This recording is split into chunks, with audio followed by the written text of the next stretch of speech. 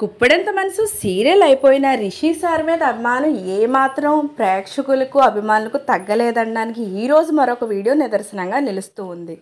ఈ గుప్పెడంత మనసు serial starting నుంచి కూడా కథ రాసింది ఉషారాణి కందుల గారన్న విషయం మనకు తెలిసిందే. చాలా చక్కగా కథ రాశారు. అంతేకాకుండా అన్ని విలువలు ఉండేటట్లు ఒక కథను రచించడం అంటే మామూలు విషయం కాదు.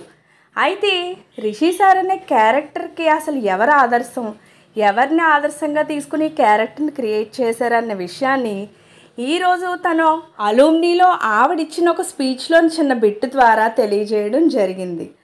అదేంటి అంటే యాక్చువల్గా ఆవిడ చదువుకున్న టైంలో వాళ్ళ పేరెంట్స్ చాలా స్ట్రిక్ట్గా ఉండేవారు. కనీసం పక్కన ఎవరున్నారు, ఎవరు చదువుకోవడానికి వచ్చారనేది కూడా చూడనంత ఇదిగా ఉండేవారట. అలాంటి టైంలో కేవలం సార్లు చెప్పే లెసన్స్ వినడం కోసం మాత్రమే వాళ్ళు చూస్తూ ఉండేవాళ్ళం. మిగిలిన పక్కన ఏ వ్యక్తి ఉన్నారో కూడా మాకు తెలియదు. అంతేకాకుండా వాళ్ళు నన్ను వచ్చి పలకరించినప్పుడు మాత్రమే తెలిసేది వాళ్ళు నాతో చదువుకున్న వాళ్ళని. ఆ రోజుల్లో పరిస్థితులు ఇలా ఉండేవంటూ చెప్పుకొస్తూనే ఒక సార్ సజ్జన్ గారు, ఆయన ఇంగ్లీష్ లెక్చరర్ అంట. ఆయన చెప్పే స్పీచ్ విధానం అసలు చాలా చాలా బాగుండేదట.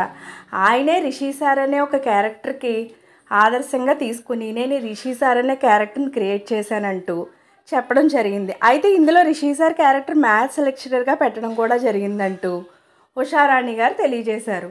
కానీ ఖచ్చితంగా ఆయనకి ఎలాంటి క్వాలిటీస్ ఉండేవో, ఆయన ఎలా చెప్పేవారు, ఆయన ఏ విధంగా ఉండేవారు, అవన్నీ కూడా రిషి క్యారెక్టర్లోనే ఉంటాయి. ఆయన్నే నేను ఆదర్శంగా తీసుకుని రాశానంటూ రిషి సార్ అంటే మీ అందరికీ ఎంత ఇష్టమో నాకు తెలుసు. అందుకోసం ఈ విషయాన్ని నేను మీకు తెలియజేస్తున్నాను. అక్కడ ఇచ్చిన స్పీచ్ని ఈరోజు తన సోషల్ మీడియా అకౌంట్లో పెడుతూనే ఇది ఎక్కడ జరిగింది అనేది కూడా క్లియర్గా తెలియజేస్తూ మనకి ఎంతో ఇష్టమైన రిషి సార్ క్యారెక్టర్ ఎక్కడి నుంచి పుట్టిందనే విషయాన్ని చాలా బాగా చెప్పారు.